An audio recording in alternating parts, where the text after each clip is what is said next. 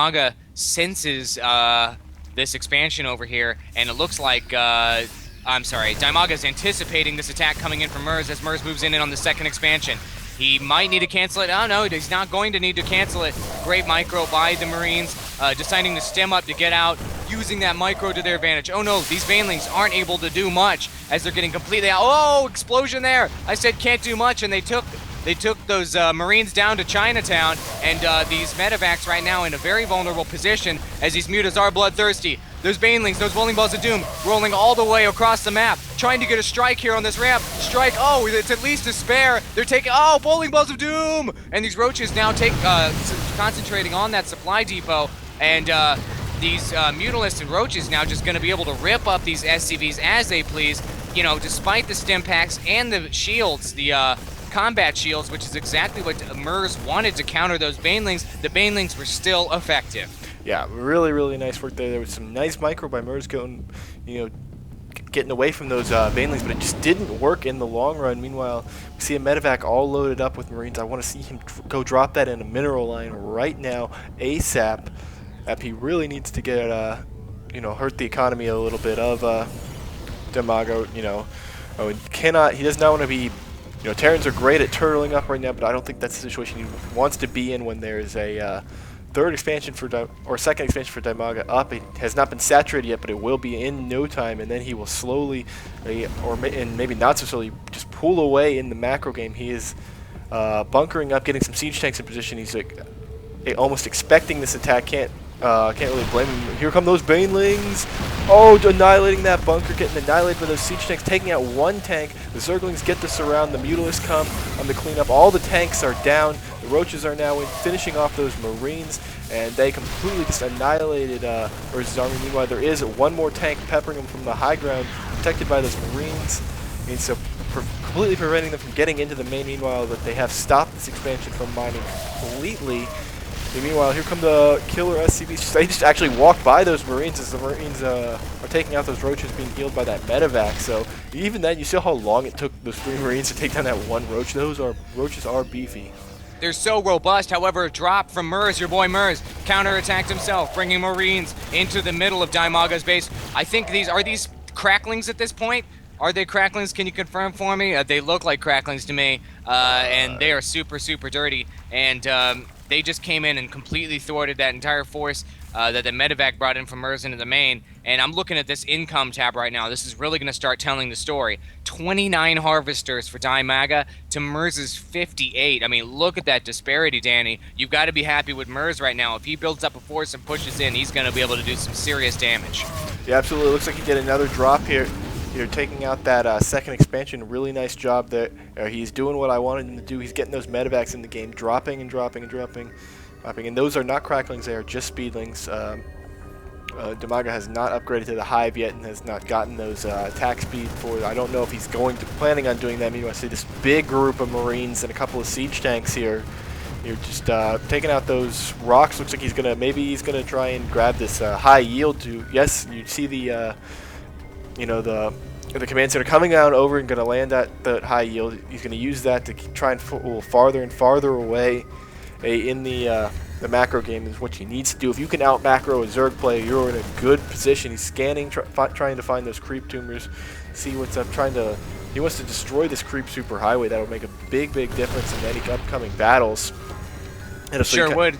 Sure would. Speedlings on top of the creep goes super duper fast. This really is just a sick little bio ball of Marines. Oh no, Dimaga decides he's just gonna move straight in, trying to catch Merz out of position, and these siege tanks not able to do much as they get completely annihilated by speedlings. Everything's now off the creep, so that speed advantage really got slowed up there. Dimaga deciding to dedicate with these bowling balls of doom. He doesn't care if they have combat shields. He doesn't care if they have stim packs. He don't care much because he just moves in there and just kills a whole bunch of Marines. And man, that was a completely devastating attack. Meanwhile, we got a bazillion speedlings ripping up this command center from Merz. Merz barely pulling up here at the high yield expansion, barely saving that command center. It is on fire. He needs to get some SCVs down there ASAP. What a nice little series of events. Yeah, that was intense right there from Dimaga. Just it certainly surprised me. It sounded like it surprised you that he committed like that. He's just like, you're not destroying my creep superhighway. I'm just going to roll in on you and see how that works. See just another just large portion of banelings, 20 banelings morphing in to meet it up with the 10 that are currently up there. He's really committing with these banelings, and that is a good choice against this heavy marine army, even with the shields and the using the speedlings to deal with the tanks. So meanwhile, he's turning or Merz is turning this command center into a planetary fortress, which is a good choice, which can really help defend. Look, he's just really setting up shop there. You see another medevac full of Marines going to probably go do another drop.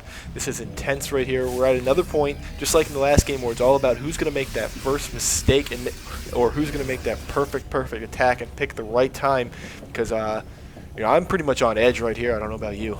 I am too, and I think honestly, I hope that Dimaga does not try to move in against this planetary fortress. If he does so, I really think that he's going to get completely annihilated because of those siege tanks and because of the actual fortress itself. Yeah, but as I say that, he's moving right in on it, and a lot of units just getting killed before they can do any damage. And bowling balls of doom, any damage indeed. Bowling balls of doom, killing almost all of those Marines. But I think overall, Dimaga lost his entire army there.